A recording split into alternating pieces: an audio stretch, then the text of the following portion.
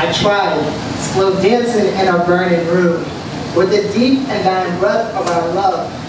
But my dance began to take on a sporadic fashion as I suffered burns across the landscape of my heart where my ribs should have been. Feet blistering with pus-filled welts of regret, toes curling in agony under the blaze of disappointment, having my hair singed to the scalp, with rain and fiery sparks of hell's eternal damnation upon my mind.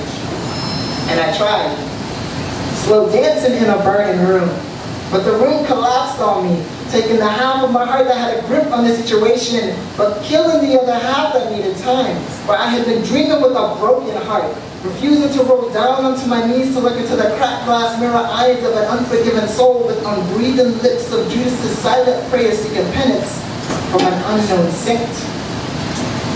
For a time I had been a bad boy, because I didn't even miss her.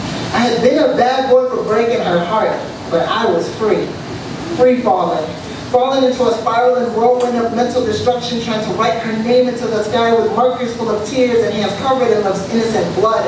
Where I had once been perfectly lonely with a simple little kind of free, I was now a half-deranged psychotic, having lost the wonderland head that I would catch as it fell asleep just before it hit the pillow to ensure that the delicate stars within that space would never go out.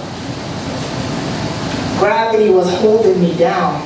And gravity was working against me as I attempted to grab her free-floating hand one last time in false redemption, but saying I'm sorry twice as much, wasn't twice as good, and my trying to stay where the light was had failed, displacing my mind and spirit in an attempt to send me down to my knees.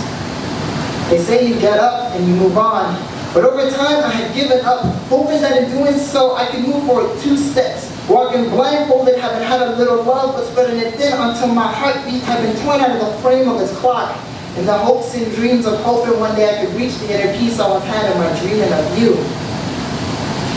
I'm not the man that I used to be.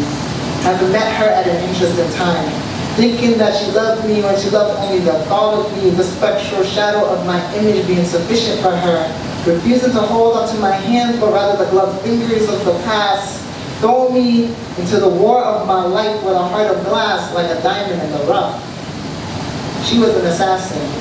She had a job to do, and that job was to ensure that I never found her again, understanding that anything other than yes was no, anything other than stay was go, anything short of I loved you was lying. She got up and left, going until she was gone into the dismal darkness of life's abyss, leaving me in way over my head, drowning in a mental rainstorm buried 6 feet under the ground where her feet had last stood. And so here I am, writing this piece against the streaming of my tears and the strumming of acoustic guitars, being a day late and $1 short, having become the monster within your closet and the nightmare among your dreams.